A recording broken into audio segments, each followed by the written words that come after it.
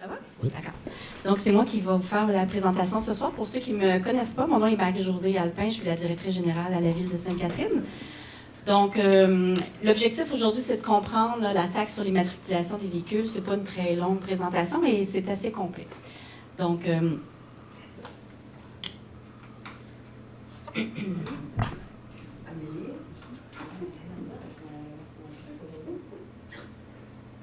voilà. Donc, les faits saillants, la Ville de Sainte-Catherine, comme on l'a dit tantôt, n'impose pas de taxe sur l'immatriculation des véhicules pour le transport en commun.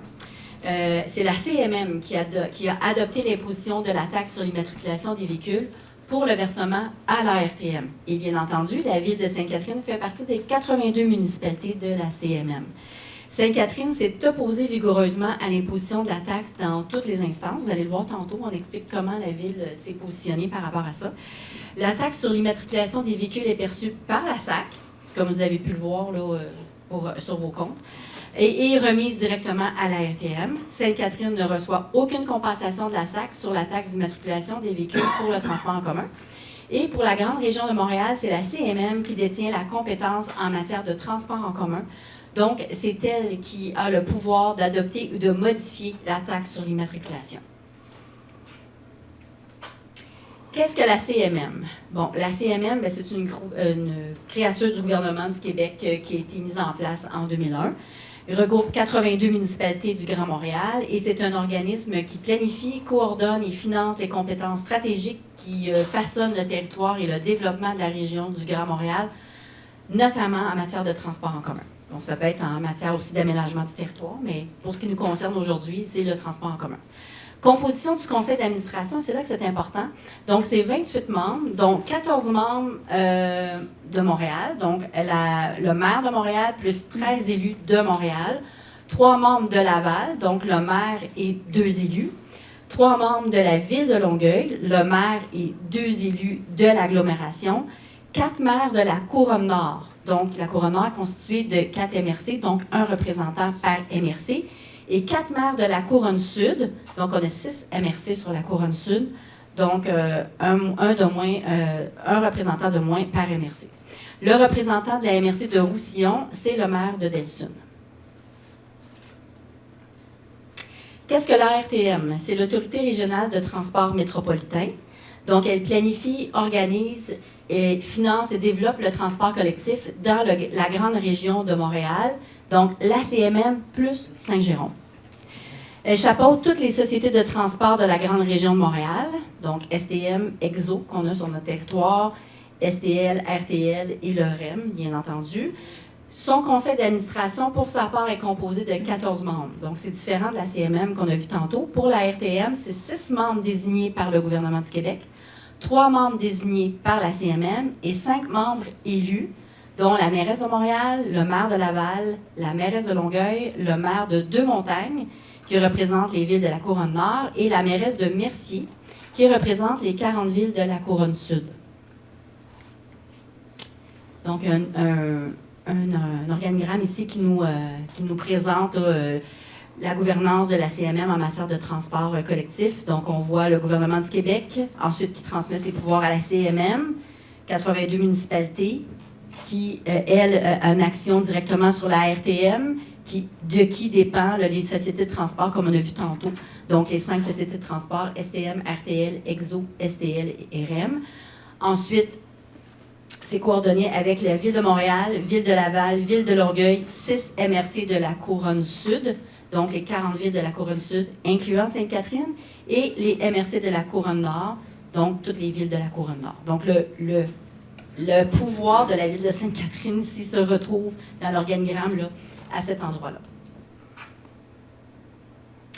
Si on fait un historique de la fameuse TIV, la taxe sur les immatriculations, ça a commencé en 1992 avec quelque chose qui était le droit d'immatriculation, donc la contribution sur le transport collectif. Ce n'est pas la taxe. Oui, monsieur? Sur la slide précédente, oui. Si je comprends bien, les villes n'ont pas un rôle décisionnel, c'est plus sur la politique. Non, ils vont avoir le pouvoir, le délégué, comme ici, on l'a vu tantôt, là, il y a un délégué. Sur les villes de la Couronne Sud, il y a un délégué pour les 40 villes de la Couronne Sud. Est-ce qu'ils peuvent décider ou juste les consulter? effectivement. C'est eux qui ont le poids décisionnel. Donc, en 1992, il y a la contribution au transport collectif qui était le droit d'immatriculation. Donc, ce n'est pas la TIV, ce n'est pas la taxe sur l'immatriculation des véhicules. Donc, c'est un premier droit qui a été instauré et perçu par le gouvernement du Québec. C'est un droit de 30 $ pour l'ensemble du Québec. Le droit a été versé à la RTM et la région métropolitaine. En 2011, il y a eu une résolution de la Ville de Montréal pour la TIV à la Ville de Montréal, perception d'une taxe sur l'immatriculation de 45 $ juste pour la Ville de Montréal, financement du transport collectif sur son territoire uniquement. À l'automne 2023, il y a une annonce du déficit du transport collectif, donc la RTM de 203,5 millions. En octobre 2023, il y a eu l'annonce du gouvernement du Québec du désengagement du financement du transport collectif et transfert du déficit du transport collectif à la charge des municipalités. Donc, c'est ce qui a été fait en 2023. Il y a eu par la suite, en adoption par la CMM, de l'augmentation des quotes-parts des villes à la RTM. Donc, ça s'est soldé par une augmentation de 4 %, mais c'était beaucoup plus. Là. Il y a eu un gros travail qui a été fait là, des élus. Quand vous demandez quel était le pouvoir là, des villes, moi, je peux vous dire, pour accompagner Mme Bates dans ces rencontres-là, que votre mairesse défend beaucoup les positions des citoyens. Elle aime beaucoup, je vais le dire, Mme Bates, mais elle réussit à convaincre les élus de la Couronne-Sud et elle a quand même une ascendance sur les maires et aussi les maires de la Couronne-Nord. Donc, ça, je tiens à le dire. Donc, ce qui a été soldé pour une augmentation de 4 % uniquement, c'est quand même beaucoup, mais c'est ce qu'on a eu en 2004. En 2005, c'est une augmentation de 6 % qu'il y a eu, donc de plus, un ajout de 6 % à cet effet-là. Et l'adoption par la CMM, imposition d'une taxe à l'immatriculation des véhicules, donc la TIV pour la RTM. En 2024, c'était 59 $ et en 2025, 150 $. Juste ici, il faut voir que ça, c'est une taxe, puis ça ici, c'en est une autre. C'est deux choses différentes qui se retrouvent là. Le 30 $ il est toujours présent. De 1992, il a toujours été présent et jamais indexé. Donc, la composition, il faut comprendre l'évolution de la facturation. Donc, 1er janvier 2024, le 30 $, on le voit ici. Droit d'immatriculation, contribution au transport collectif, en vigueur depuis 1992, perçu par le gouvernement du Québec, versé à la RTM. Donc, depuis 1992, c'est toujours le même 30 $ qui n'a jamais été indexé. C'est en partie là le problème là, du financement. Ensuite, il y a un 59 $ qui s'est ajouté sur la taxe sur l'immatriculation adoptée par la CMM et versée à la RTM directement pour un total de 89 $. En janvier 2025, on a toujours le 30 $. Le 59 $ se transforme en 150 $ et pour un total de 180 $. Donc, c'est là qui fait la différence. La présentation, comme l'a demandé Mme Gadouri, va être sur le site Internet. Puis il y a le lien qui est intéressant ici, ARTM, Québec, financement. C'est très bien expliqué pour bien le comprendre. Donc, comment la Ville de Sainte-Catherine s'est opposée à l'imposition de la taxe, finalement? En 2023, la Ville de Sainte-Catherine s'est opposée au désengagement du gouvernement du Québec. On l'a vu, là. Il y a un déficit, puis le gouvernement décide de ne plus financer le transport en commun. À l'augmentation de la quote-part par les villes, où là, votre mairesse a bataillé rigoureusement pour le 4 %, et à la mise en place de la première taxe de 50 $ à la CMM. Les moyens ont été les suivants. Donc, par le biais de la CMM, par le biais des membres de la Couronne-Sud au comité exécutif, qui est la mairesse de Mercier, qui, elle aussi, Mme Michaud, fait un excellent travail de défendre son dossier et de colliger les données, et au conseil d'administration par la voix du maire, là, M. Ouellette, le maire de Delsun, ainsi que par les présidents, ainsi que le président de la TEPEX, la table des préfets et élus de la Couronne-Sud, TEPEX. La RTM, par le biais des membres de la Couronne-Sud, donc toujours la mairesse de Mercier, et la mobilisation de la TEPEX, c'est la table des préfets, des élus et des 40 villes qui se sont mobilisés, qui ont fait des actions auprès de leurs députés, des lettres dans les journaux. Ça a été aussi publié, là, vous allez voir un peu plus loin, pour faire pression auprès du gouvernement. Le résultat, c'est qu'il y a eu un plafonnement de la quote-part à 4 % pour 2024, donc ça a été le gain qu'il y a eu. Mais il y a quand même eu l'implantation de la taxe par la suite là, de 59 $ par la CMM. Ensuite, en 2024, la Ville de Sainte-Catherine s'est également opposée à l'augmentation de la taxe à 150 $ par la CMM et l'augmentation de 6 % de la quote-part. À cet effet-là, pour que l'augmentation, Mme Bates, à ce moment-là, travaillait aussi pour que ce soit une augmentation uniquement de 4 %. Donc, ce qui n'a pas été possible de faire, à ce moment-là, la Ville absorbe 2 % de la taxe dans ses surplus. Donc, ce qui est versé là, aux contribuables, c'est 4 %. Le moyen d'opposition sont les suivants. Donc, la CMM vote contre la résolution par les 4 membres de la Couronne Sud. Donc, vraiment un travail d'opposition à ce niveau-là. Il y a même, dans les discussions, ça a vraiment été mentionné de dire, finalement, on va se désengager. Là. On va continuer à avoir notre transport en commun puis gérer au niveau de la Rive-Sud uniquement et également de la Rive-Nord. C'est le type de discussions qui se sont tenues lors des rencontres. La RTM, il y a eu des représentations de la mairesse de Mercier, des membres du conseil d'administration également. Au niveau de la table des préfets, il y a eu une adoption d'une résolution contre l'augmentation de la taxe imposée par la CMM. La Ville de Sainte-Catherine a adopté également une résolution contre l'augmentation de la taxe en juin. Adoption de résolution contre l'augmentation de la taxe par les 40 villes, donc au complet de la Couronne Sud. Donc, ça fait un grand mouvement de fond. Et des lettres également qui ont été envoyées par la Ville de Sainte-Catherine à notre députée, Mme Christine Fréchette. Et l'envoi des lettres, de la même lettre, des 40 villes de la Couronne Sud. Je peux vous dire que ça a été aussi partagé là, par presque toutes les municipalités de la CMM. L'utilisation du surplus de la ville, comme je l'ai mentionné tantôt, là, pour faire en sorte là, que ça soit une augmentation équivalente à 4 % seulement. Le résultat, augmentation de 6 % supplémentaire de la quote-part pour 2025 et augmentation de la taxe sur l'immatriculation des véhicules qui est à 150 $. Donc, ne permet pas, cette taxe-là, c'est seulement pour le déficit, comme on l'a mentionné tantôt, et ne permet pas d'investir dans le développement du transport en commun.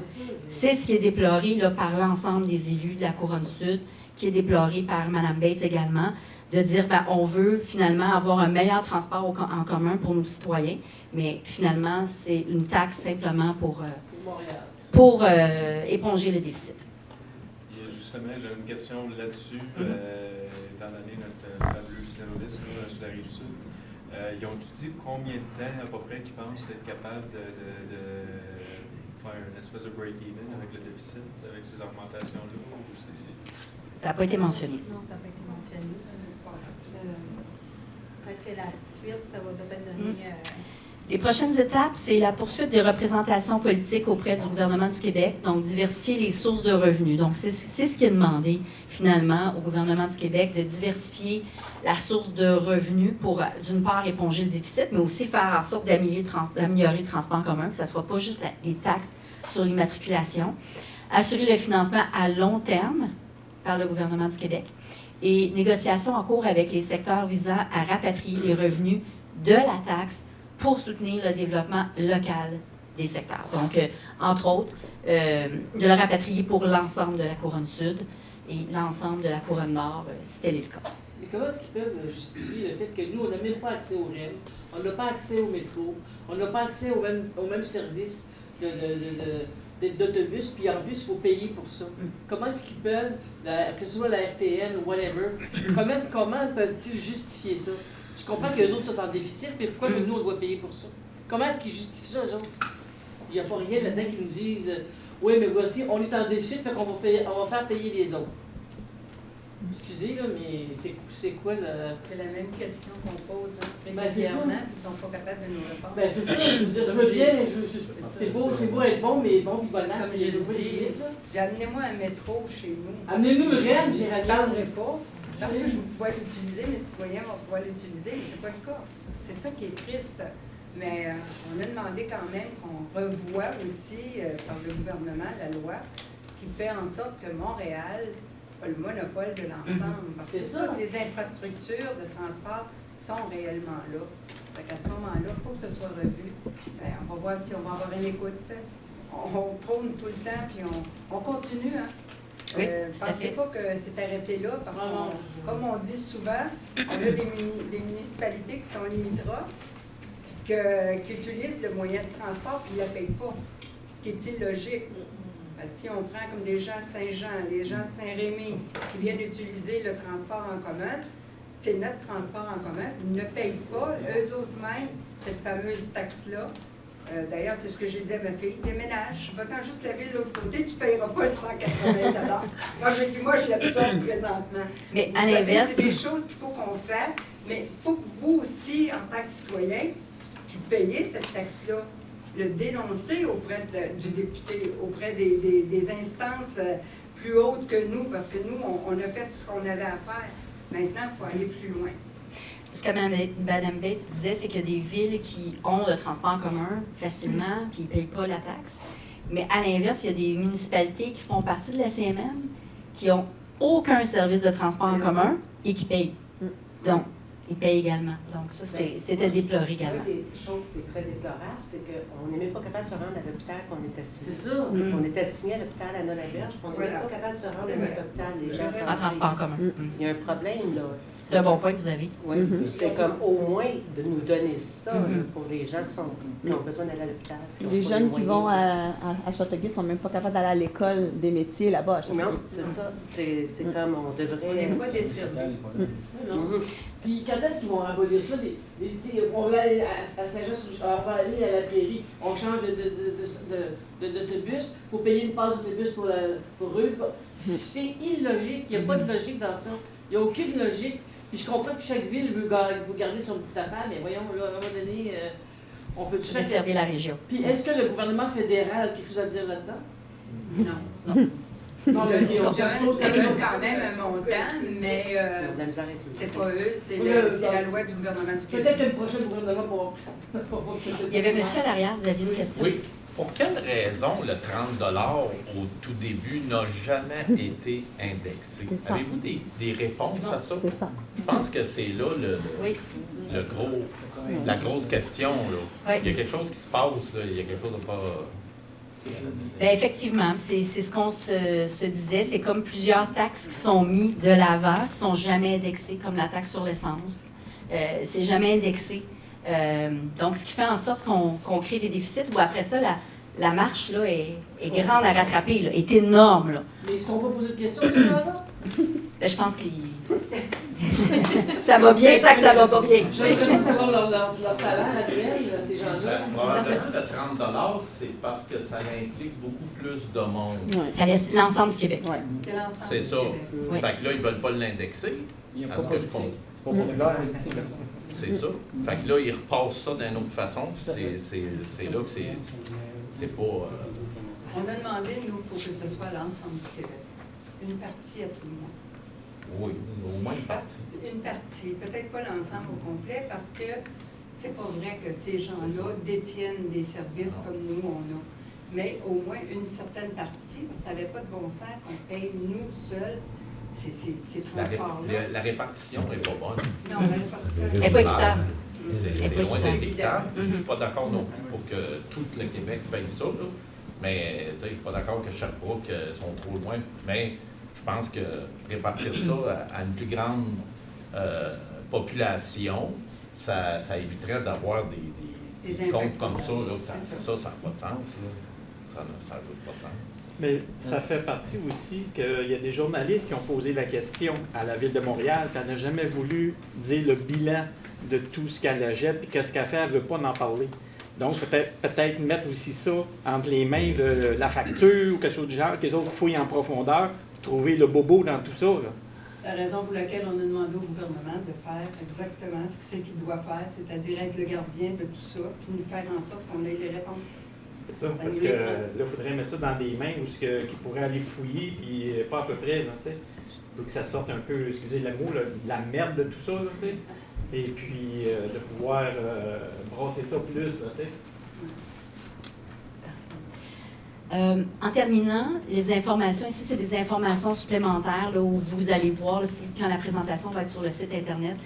Procès-verbal de la séance du 11 juin de la ville de Sainte-Catherine, là, où vous allez voir là, les documents. Ensuite, les articles qui nous explique très bien là, qu'est-ce qu'il y en est. L'Équiterre fait un très bon article sur l'immatriculation, les solutions, le sous-financement.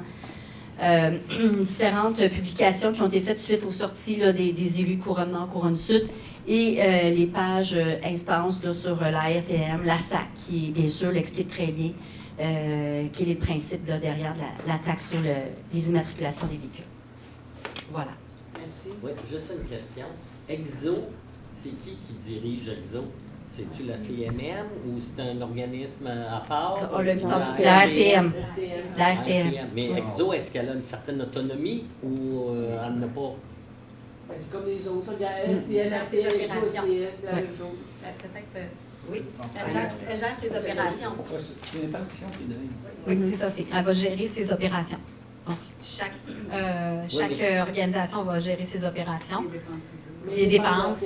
Mais ils dépendent de la RTM pour le général. Mais qui décide des routes d'EXO là, qui fait en sorte qu'on n'a pas de transport vers Châteauguay, par exemple, ou vers Longueuil, C'est EXO. Cégep, ou vers... C'est EXO, c'est la refonte du territoire d'EXO qui a eu lieu là, il y a quelques temps. Là.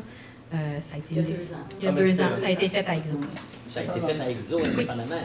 Donc, il faut qu'on fasse aussi des pressions auprès d'EXO pour qu'ils desservent Mais les pressions sont faites régulièrement par les usagers. Je ne sais pas qui est usager d'Exo, si moi j'en suis un, là, pour aller sur Montréal. Il y avait aussi peut-être.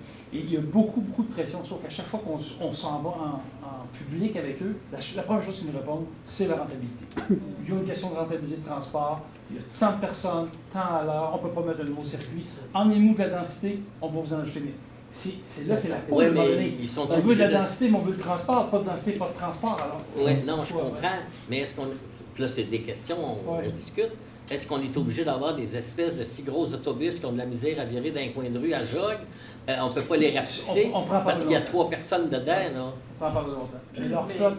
Ça fait longtemps qu'on n'a pas d'autobus pour aller à Châteauguay. Là. Moi, ça fait 35 ans que je reste ici, il n'y a jamais eu d'autobus qui allait à Châteauguay. Puis si on regarde, il y a comme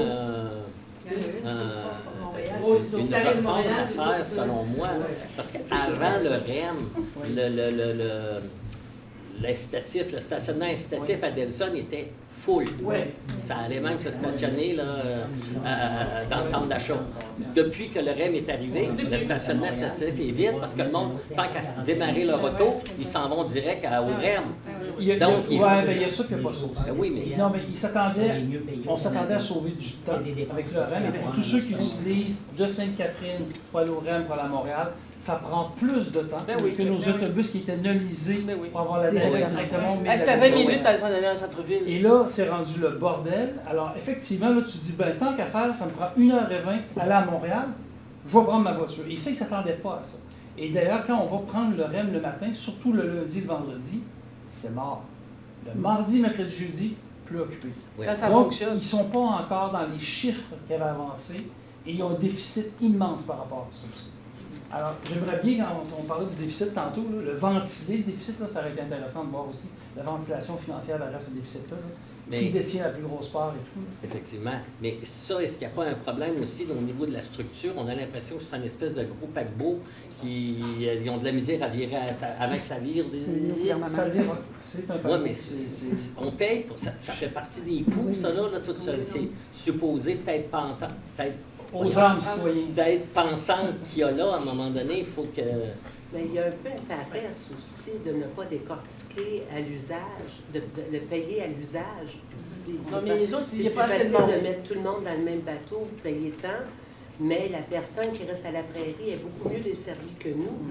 Tu sais, aller à la prairie, il faut aller à Brossard en premier. Pour revenir. C'est quelque chose. C'est quelque chose. Là.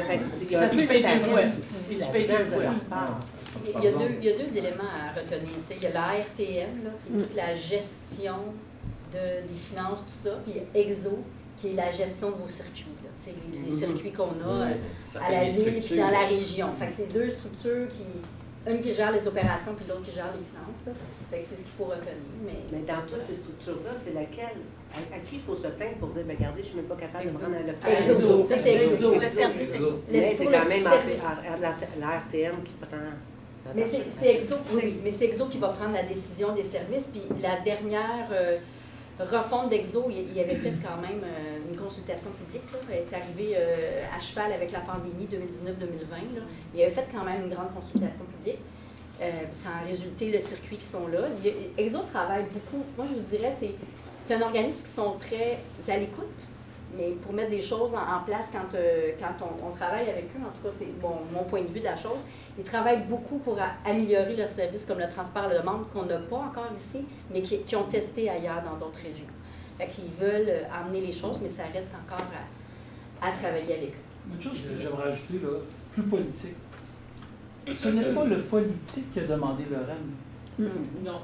Le politique, nous, ce qu'on demandait, c'est un service ajouté. C'est d'augmenter le service autobus que l'on avait déjà, qu'on se battait pour ça.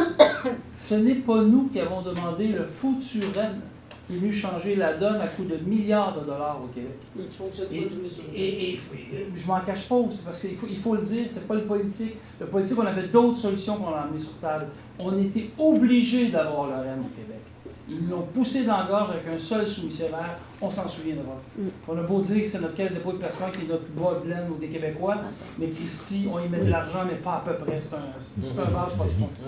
Alors, juste se souvenir de ça. Oui, Fait que puis- le REM est venu il y a aussi- baisser nos autobus, baisser nos Ouais, trains, tout à fait. qui a fait en sorte qu'aujourd'hui, voilà. Quand ils neigent, ils ferment. Mais est-ce qu'ici, à Exo, les personnes de 65 ans et plus ont l'autobus gratuit? Non. Donc, c'est juste Montréal Non, non, qui non. l'ont donné à Montréal. Je suis attends, je À Montréal, non, j'ai On l'a pas, 65 ans et plus, puis je paye mon autobus et mon REM. La question, c'est à Montréal. À Montréal, c'est gratuit. À Oui, Montréal, ma soeur c'est ne paye pas. C'est ça. Donc, on finance encore Encore, ouais. Montréal. Là. Donc, des services, à un moment donné, puis quand on regarde, c'est juste une réflexion, là, mais la CMM, dans sa direction, là, avec le nombre de monde qu'il y a de la ville de Montréal sur le conseil d'administration, Son La moitié du ils ont le monde. monopole. Ben oui. La moitié du monde du conseil d'administration. Fait qu'en bout de ligue, on enlève toutes les autres, puis on les laisse gérer, parce que c'est ça qu'ils font de toute façon. C'est bien sûr. Quoique, bon, on a eu des moyens de pression quand même qui ont fonctionné. On s'en souviendra à Mme Betsy Roth, là, on a Oui, réussi, mais quand même. Ils n'écoutent pas fort Non, fort. mais quand on est des 40 villes de la Couronne Sud, Mais quand on a est juste tous trois ensemble, on a été capable, les 82 municipalités, on a dit, moi je sais bien que quand j'ai pris le micro, j'ai dit, moi je ne paye pas cette maudite taxe-là, c'est fini, ça finit là. Fait que là, il y en a un qui a dit, ah, ben je suis Mme Bates, ah, ben j'embarque avec Mme Bates. Là, ça a tout Il y sorti, a eu un blocus. on ne l'a pas payé en 2020. Mais pourquoi on ne peut pas sortir de cette chose-là? Ah, ben, on peut. Ça, c'est très simple. C'est une loi provinciale qui date de 2001 lors de la création. Donc, sortir de la CMM, ça ne se fait pas unilatéralement. C'est le gouvernement du Québec qui l'a créé et c'est le gouvernement du Québec qui a le Il pouvoir. reste à la bicyclette. Donc, c'était pour répondre aux questions qui avaient été posées là, par plusieurs citoyens là, sur différentes plateformes. Donc, j'espère que ça peut répondre. Puis, elle sera sur le site Internet. Donc, je vous invite, là, si vous avez plusieurs questions, d'aller cliquer sur les liens là, pour suite à vos questions. Merci. Bien apprécié. Merci.